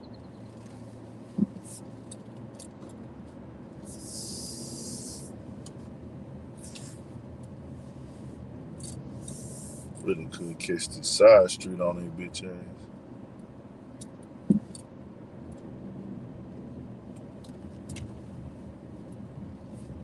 So then we got that. What y'all thought about Bill Haney and Floyd going back and forth, man? That nigga Bill Haney, he trying to build a brand too. He trying to promote. Bro, it's the nigga that did a video. You know, I respect any boxer getting that ring, so shout out Devin Haney. He got skill, but that nigga, he didn't go out there and box, bro. You wasn't supposed to be trying to brawl. You wasn't supposed to be trying to go for no knockout. That nigga was just leading with big hooks. I'm like, bro, that ain't even your fighting style, nigga. You didn't have a chance. You can't. That nigga Ryan Garcia is a big puncher. You not a big puncher. Ryan Garcia drops niggas and knocks niggas out. You don't really do that. That ain't your lane since you done came up. Now, that ain't really your lane.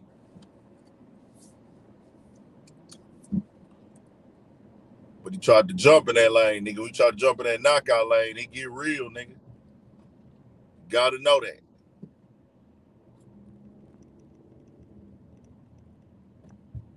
Tried to jump in the brawl lane. That's why he took that beating like that. But respect to him for hanging in there. Congratulations to Ryan Garcia for showing up and showing out, putting on a real, real good fight. So we're gonna be looking forward to his next fight for sure. I don't know, you know, Tank gonna show up. So I shout out to Ryan Martin. Your chance on the stage, man. You gotta bring it to Tank. Ryan Martin, you gotta bring it to Tank, man. So that's that. What else we had going on? Oh, LeBron. So I think LeBron made the comment at the end of his little speech like it's just basketball. I don't think that was in a way of like him saying he don't care.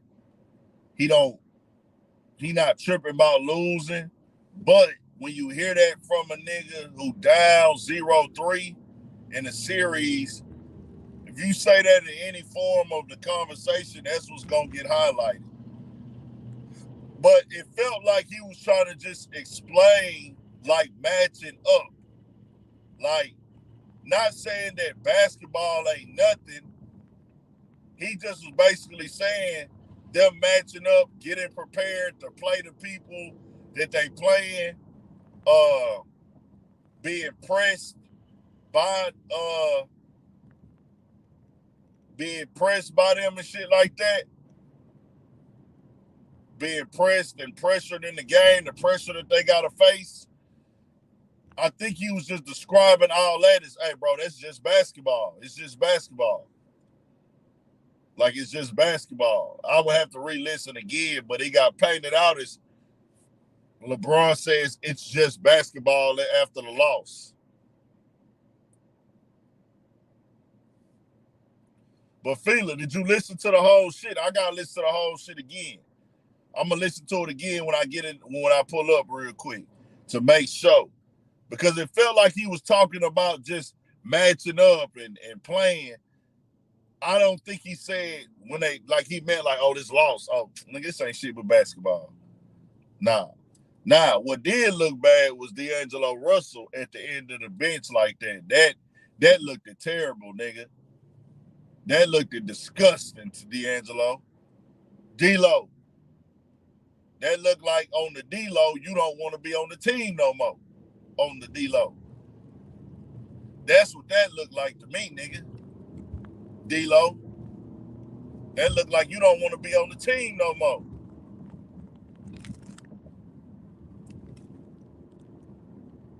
Matter of fact, y'all hold on a second, man. Let me pull up on this nigga.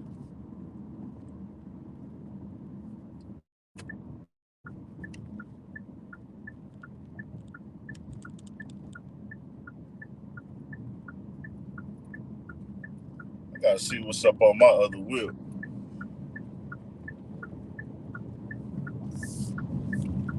Check on my other car.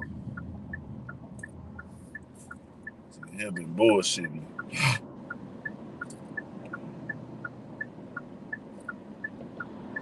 You know what? I ain't finna go fuck with that nigga.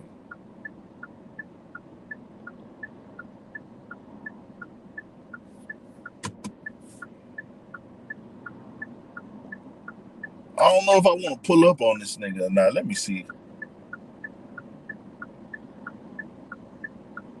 Yeah, it didn't feel like that feeling. Fucking up another time.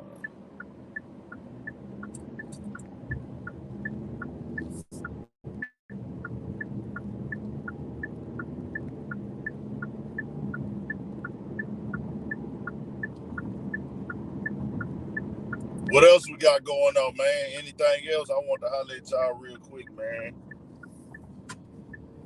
I gotta make a whole lot of changes and some shit too, dog. It's time to turn it up.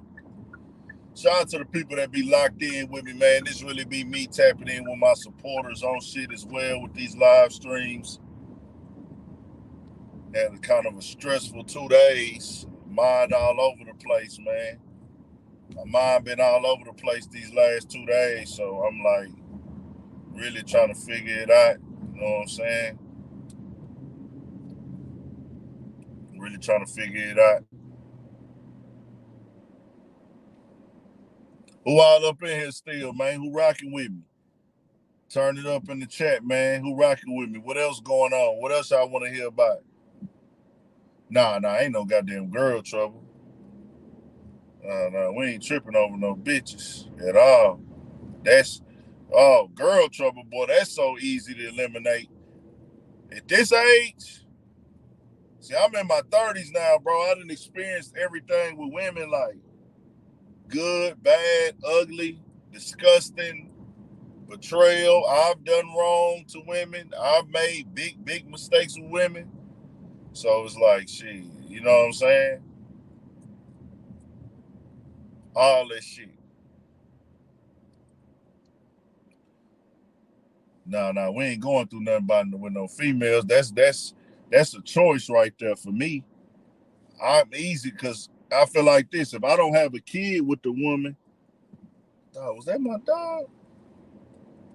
If I don't have a kid with the woman, then it's nothing that we can really even be into issues or having about. You feel me? It ain't nothing that could be a problem. It ain't nothing that could be an issue. You know what I'm saying?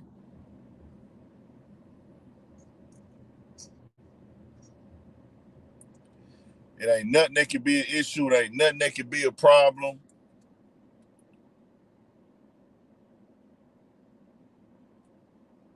None of that. Because I know now, one thing about when you in your 30s, bro, when you're in your 30s, you now know, like, hey, bro, a woman is not fucking with me just off of love anymore, bro. It's not happening. I missed that window. So if you looking for a girl in love to love you for you, you need to get with her in your 20s, dog. Keep it in 1,000. Ain't nobody getting with me because they love me in my 30s. It is what it is, bro. It ain't happening. It's gonna be okay. What he got going on, what he can provide, what all they think they can deal with and not deal with, as opposed to we just organically getting together and we just really like falling in love. I don't feel like that's a real thing no more, bro. It's like love now is about like how much can this nigga really provide for me type shit. You know what I'm saying?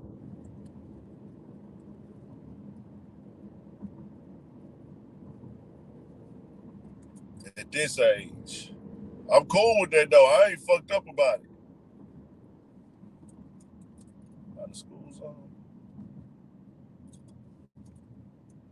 I ain't fucked up about this shit at all.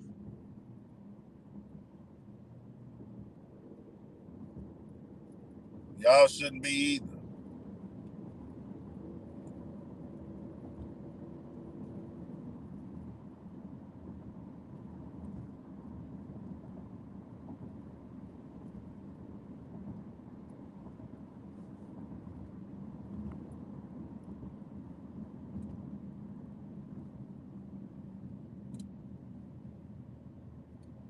Well, we all know, chat, what y'all want to tap in on real quick, man, before we get up off this bitch.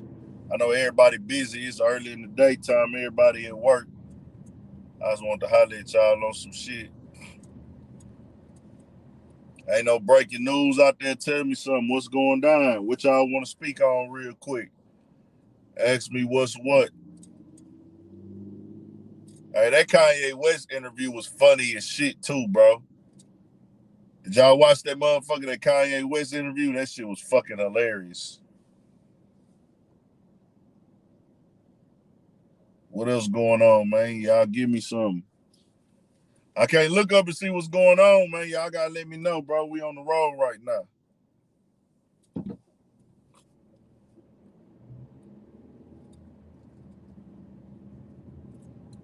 Get my fucking grass cut tomorrow.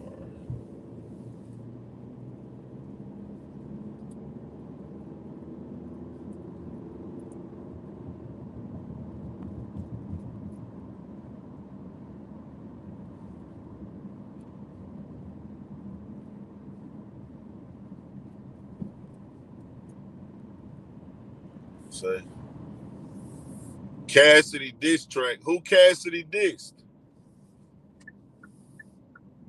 Who Cassidy dissed? I seen Pocket State sent hit Drake with the cease and desist. I did see that.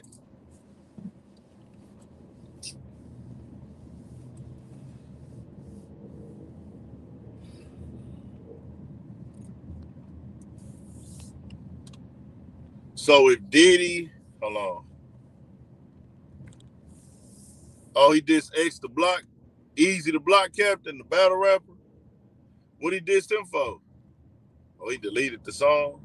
So if Diddy gets convicted on something, are they gonna stop playing his music like R. Kelly? Ain't nobody took hey nigga, ain't nobody Drake took the shit down, okay. Ain't nobody stopped playing people. Is people still playing R. Kelly? Bro, ain't no, you not finna get 100% across the table of people stopping somebody stop supporting somebody work. I'm just keeping you 1,000. Keeping it 1,000 with you. You not finna get 100% of people taken down. People gonna completely stop supporting somebody because they went to prison, because they did some heinous crimes. I don't care who it is, nigga. Somebody gonna always have a fan. And I don't make that rule. It's just how the game go. Somebody, you could be a downright deceitful, disgusting motherfucker. It's gonna always be somebody who really still support that nigga. No matter who the fuck it is, bro.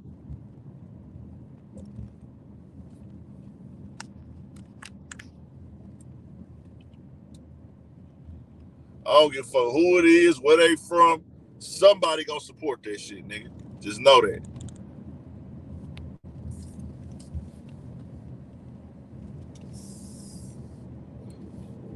Always know that.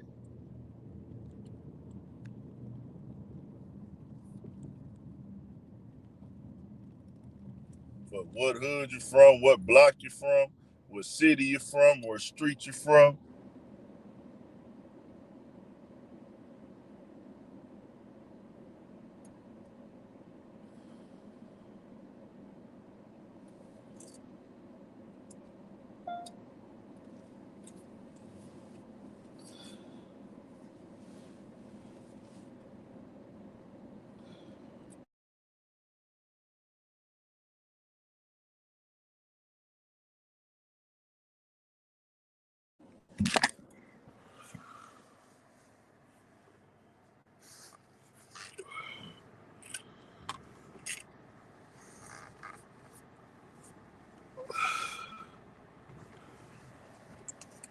There's gonna always be some people gonna still be supporting, people gonna still be tapped in, people gonna still be listening. Y'all can see now it's a lot of niggas, bro. It's a lot of niggas that wasn't supposed to be getting listened to no more for the type of shit they did in this game. Just like niggas feel about Kelly, right? Yeah, I seen it. Seen Chief keep going back to Chicago. That's what's up, though. Everything should be straight for him out there. You know, he gonna have top-notch security, as he should. Nothing to prove. Chief Keef is a star. That's big for the city of Chicago, nigga. They gonna be turned up. City of Chicago gonna be turned up. Shout out to everybody coming in, tapping in for shit show. Chicago gonna be turned up for Sosa. Shout out to Big Sosa.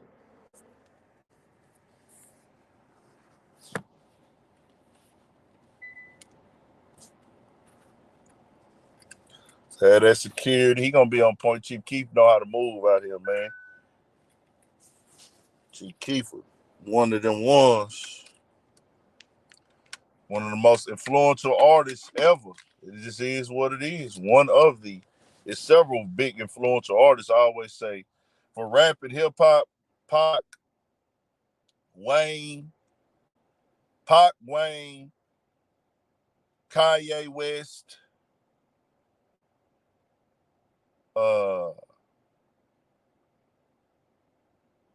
Pac, Wayne, Kanye West, who else do I put up in there? And I'm talking influential. Everything. Musically, trends, image, style. Pac, Wayne, Chief Keef, Gucci Mane,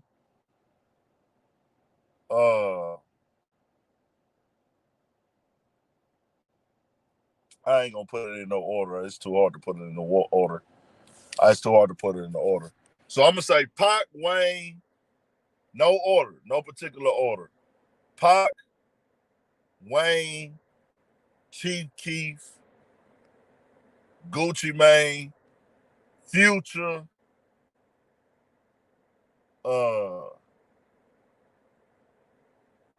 I throw Jay-Z up there as well. Jay-Z inspired a lot of shit. Jay-Z most definitely inspired a lot of shit, a lot of conversation. Nipsey Hussle, Sauce Walker, Young Thug,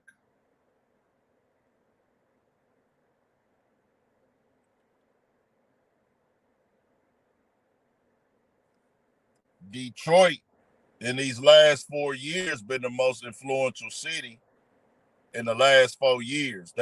What they've influenced in the game in the last 4 years, and I can't put that on one artist, but I see like several artists out of Detroit influencing the culture in a way. Did I say Sauce Walker? I thought I did. Yeah, Sauce for sure. I think I did say Sauce. If I didn't, Sauce Walker most definitely.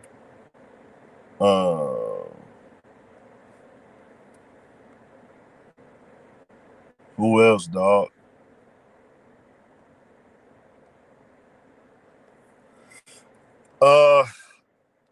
So there's this argument. I got to throw Kodak Black in there too. Kodak Black for sure. Kodak Black is in there. I feel like Kodak Black influenced a lot of artists because he got the whole. Kodak Black got the whole Florida. Kodak Black got the whole Florida.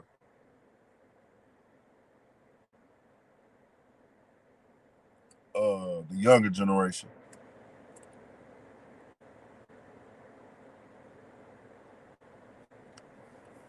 Who else, bro?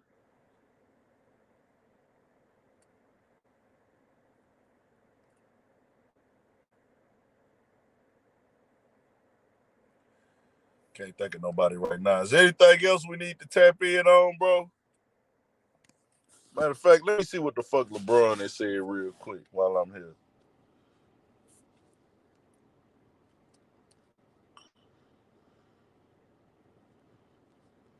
Let me see exactly what this nigga LeBron said, nigga.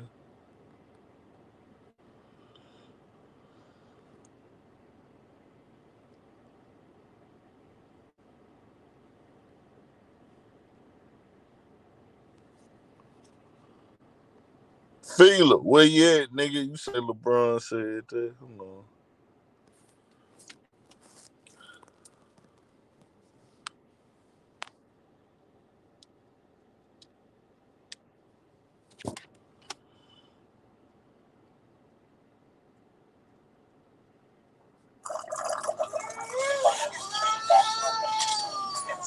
I'm just gonna go off camera.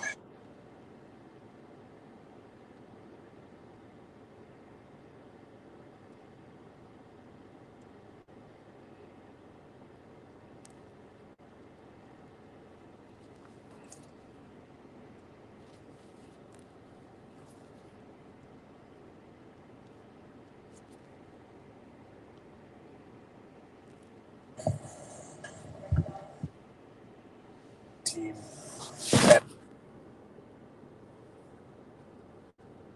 Where they're sub 20%. Like, does sort of the stress and the pressure they put on you and demand, the greatness they demand, do you think that's impacted your guys' ability to meet that? The stress and the pressure they put on, reason why a good shooting team has 2 games where they're sub 20%. It's like, does sort of the stress and the pressure they put on you and demand, the greatness they demand, do you think that's impacted your guys' ability to meet that? I don't know. I mean, it's the postseason. We're professionals. You're supposed to have anxiety and pressure and feel the pressure. That's what it's about. Like this is what the postseason is about. So I don't know how to answer that question. I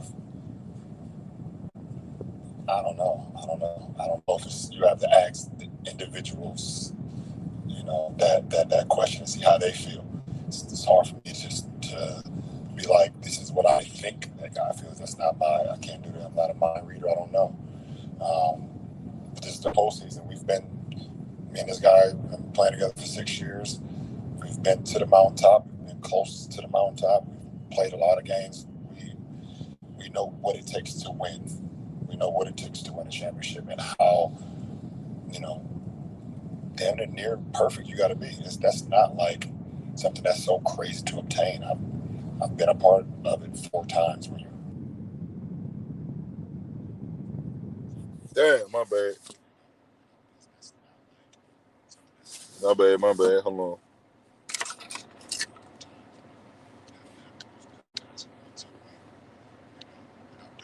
So I'm not a guy that you should ask that because I don't feel a way about anybody that don't want to strive to be as close to perfect as possible. And it's just basketball. At the end of the day, it's just basketball.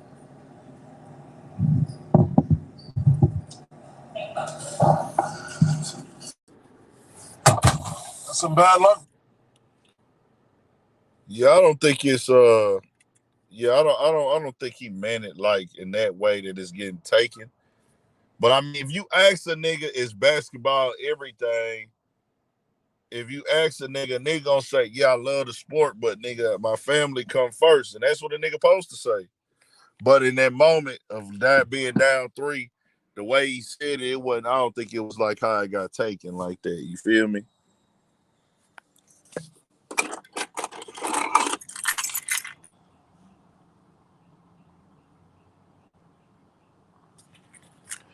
But now I appreciate y'all, man. Y'all stay locked in, stay tapped in. I might do something tonight. I don't know for sure. I'm gonna leave this up though. Probably not gonna do nothing tonight, man. I probably just chill unless something break out, man. We'll see what go down. Y'all make sure y'all tapped into the channel. Finna go give me a cut. Y'all stay blessed. Y'all stay up, man. All the above. Be thankful, man. I gotta do better, like for me, my life. And shit, nigga, I gotta do my best now from now on. I most definitely gotta do my best to make sure that I am not complaining about a goddamn thing. I can't be complaining about a goddamn thing in life. Do your best to find a way to not complain, man. That's what I want to leave everybody with today, man. I want y'all to do y'all best to find a way to not complain in this shit. AC, my boy, what's the deal, man? Shout out to my nigga AC. Finna get up off this hole real quick. That's the ultimate goal, man. I want to do my best to find a way to not complain about nothing. Something that's not going in my favor, something that's not working out for me. Figure that out, man. That's the goal. That's the goal now, bro. It's always somebody going through it way worse, way harder, got way more to deal with. Even when you feel like everything is crumbling down, bro. For instance, nigga, my neighbor tree fell on their truck, bro. Yeah, I'm gonna leave it up. Yeah, I was on the road. I'm gonna leave it up. I was all over the place too, but it's a cool little vibe on this one. Cool little vibe. My neighbor truck, man, my neighbor tree fell on their truck, bro. And he had a nice new truck, dog. Nice new truck. And the insurance paid the truck off, but he gotta find another whip now. And it's kind of fucked up. Cause like nigga, you didn't put your money into this car, you done paid money down on it, paying notes on the car every month. And then your tree fall on it and total that motherfucker out. Shout out to Sean the Don. Yeah, tree fall on the total your shit out. Now it's like, damn. He got to go start all over with a whole nother car. Got to come with a whole new down payment. All that shit, bro. They just going to pay the car off. It's like, damn, I got to go through this whole process again. But he said something that was solid. Like, man, I'm thankful I got insurance. And I'm just glad it didn't fall on nobody else. I'm glad it didn't fall on nobody else. And I'm glad it didn't fall on nobody. And I'm glad. And he said, I'm thankful it didn't fall on nobody. It could have been way worse. It didn't. I'm thankful it didn't fall on the house. So I'm like, nah, bro, you got to be thankful. And they complaining, bro. You can't complain. I know a lot of people going through shit right now, man. So shout out to all y'all. Stay blessed, man. More coming.